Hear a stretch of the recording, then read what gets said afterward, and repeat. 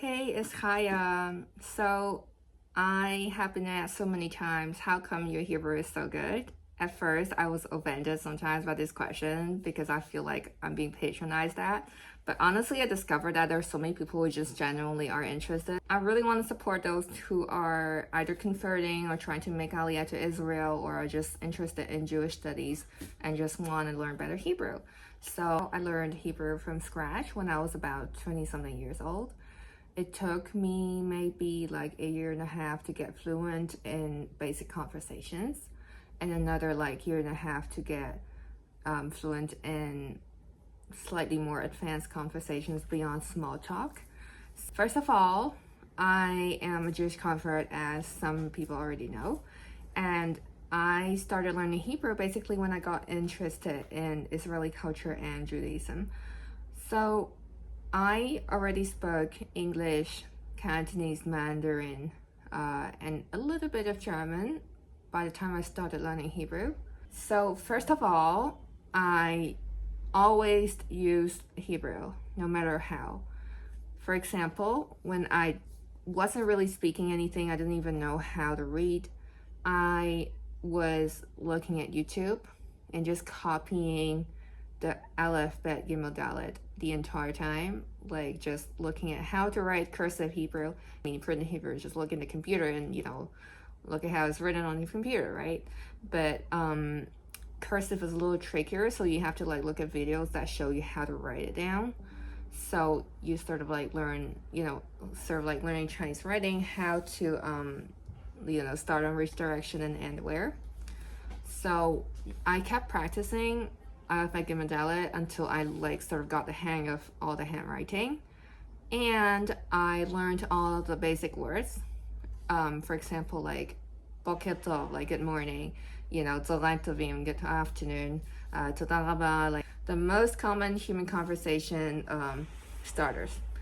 So once you have the conversation starters, you literally break yourself into a new language barrier, like the first sort of like 10% of it, because most people you meet are not going to actually become your friends forever, for good and for bad. And having that conversation started actually helped you like improve your confidence, to keep speaking Hebrew, even if you don't know how to speak more Hebrew at this moment. So it helps you to just like get started and encourage you to like want to learn more so that you can continue that conversation in Hebrew the next time you meet somebody who speaks Hebrew. So the first tip, to keep using and keep learning things that are usable. I hate like just following like a grammar book when I start learning a language. Before I learned Hebrew, I learned some German by myself when I worked in Germany for like a few weeks. So it's not the, I also tried to learn Turkish. I don't really remember much of it because I didn't have much use of it, but the basic formula is just to keep learning things that are usable directly at the very beginning of a conversation. Okay. The second tip is to use podcasts and YouTube videos that are very focused on conversational Hebrew in a way that combines the methodology of grammar with usable Hebrew. So for instance, Streetwise Hebrew, I think, is one of the best tools out there. Guy Charette, is a very interesting person who likes to combine streetwise, meaning like street smart language, with like the shorashim, like the roots of the Hebrew words. For example, shalom is rooted in shin lamed mem. Shin lamed mem means shalem, which means complete. So when you're at peace, you're saying shalom, like hi, peace upon you. You're saying basically wishing like a sense of completeness on somebody. So there is like this connection between the two that is so easy to remember once you get it, and then you can like sort of extend that understanding to different parts of this vocabulary, this subset of vocabulary. For instance, leshalem is to pay, and when you pay, you are consummating this transaction. It's like a completion of a transaction, right? So like completeness, shalom, like peace, and leshalem, to pay. tashlum, right? Tashlum is payment. So you just get the connection between all the dots, and that way your brain has like way of connecting existing knowledge to new knowledge. And I think honestly that's like the best way to learn. And Streetwise Hebrew has, I'll give you the link, like a podcast where it gives you the notes below that set out like the Hebrew printed words, as well as the translation, as well as the transliteration, which is super helpful when you are only just starting to learn how to read Hebrew aloud. Like for instance, a newbie who just sees Shin Lamed Vav Mem, he might say, oh, is it Shalom or Shalom, or like what is it, or Shalom, like he doesn't know. But then if you have the transliteration at the beginning, it's really helpful until you sort of like get used to the sound of things and how the sounds are usually built together, because there are rules about it. You just don't really have to learn how the rules of this of the sounds are supposed to work, but you have to, because that's like real linguistics, but you have to get used to it. So no matter what you do, just listen to this podcast, copy the notes for yourself. You don't have to copy it like for verbatim, but make sure that you sort of like write it down in a way that you can look at the notes and sort of revise. You find ways to fit this podcast and the notes writing into different parts of your time that fit into listening or fit into copying and revising notes. So when I was on the bus, for example, I listened a lot. And then the same podcast, I would listen again at lunch when I was able to sit down and actually write some notes. So it just fit into the different parts of your schedule, which would allow you to do different actions. You can do it, for a jog, right? Listening. And then when you sit down to have a cup of coffee, you can, write the notes down. So that's the second part. And the third part is to make notes also of words that just interest you. So for instance, you want to have a conversation about the best falafel in Tel Aviv, okay? So it doesn't really matter, who is right or anything, as long as you just try to speak some Hebrew.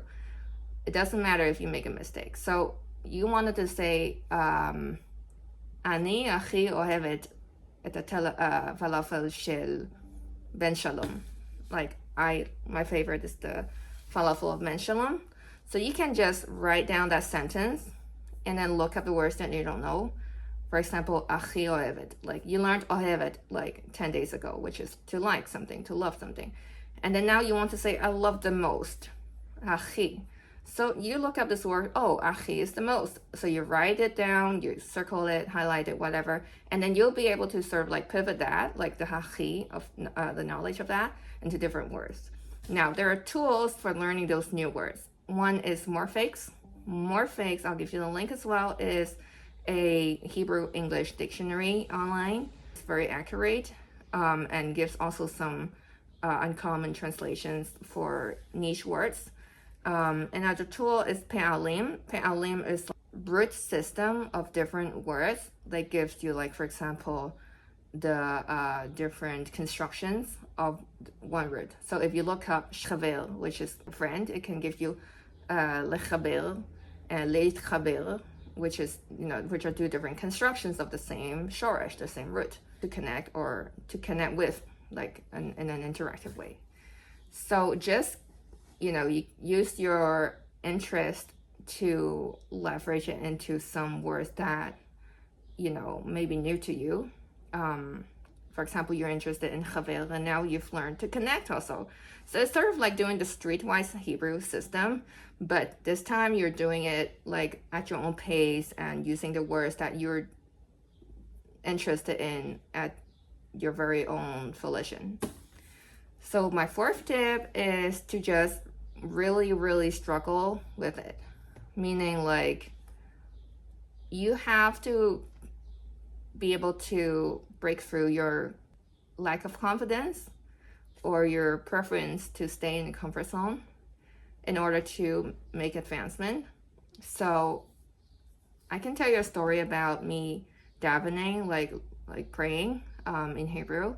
At the beginning, I was just not able to pray in Hebrew at all. And when I started my conversion, I was just looking at all the people just sort of like flying through the pages of prayers, and I was so frustrated because I do believe in the language of the Bible as holding a special holy power to it.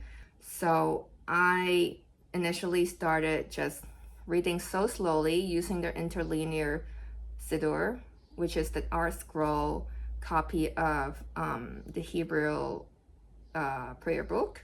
And how it's structured is very reader friendly. Here's an example. Yud Kei Vav Kei is translated to Hashem. And you can see basically under every single word you're reading, as long as you've learned the Nikud, which is so important. By the way, transliteration is just for you to understand, but you should always learn the Nikud at the same time you learn the transliteration. And trust me, keep learning the Nikud and you will not need it. So, Yimloch le olam va'ed, and you're like, shall reign forever and ever. You literally learn every single word as you go. And I don't think there is a better way to start praying in Hebrew than to have an interlinear Siddur. So at the beginning, I have to tell you, it took me like 35 minutes to finish the Amidah. People are like finishing their davening. I was doing Amidah. I'm like, trust me, that was so embarrassing. Just standing there, like, but I told myself, if not now, when? So I just stood there until it's finished. And after a while, just going at it again and again, I eventually was able to go through it at a more normal pace that was not much slower than the average, Israeli Jew. I still don't think that is the healthy habit to daven too quickly. So feel free to just daven at your own pace as long as, you don't have to follow along. Like, if you're a woman, it's kind of easier. If you're a man, I would suggest that you be very mindful of the very core prayers that you have to go through and to just really focus on that kind of like chunks of the prayers. So for instance, the morning blessings, the Baruch Shema, the Shema Israel, the Amidah, like ask your rabbi which prayers are like the bare essentials and try to start with the most basic ones. For example, the morning brachos, the Shema and the Amidah. That's literally the most, you can't get more basic than that. Just start with that and then work up to the bare essentials that your rabbi suggests for you.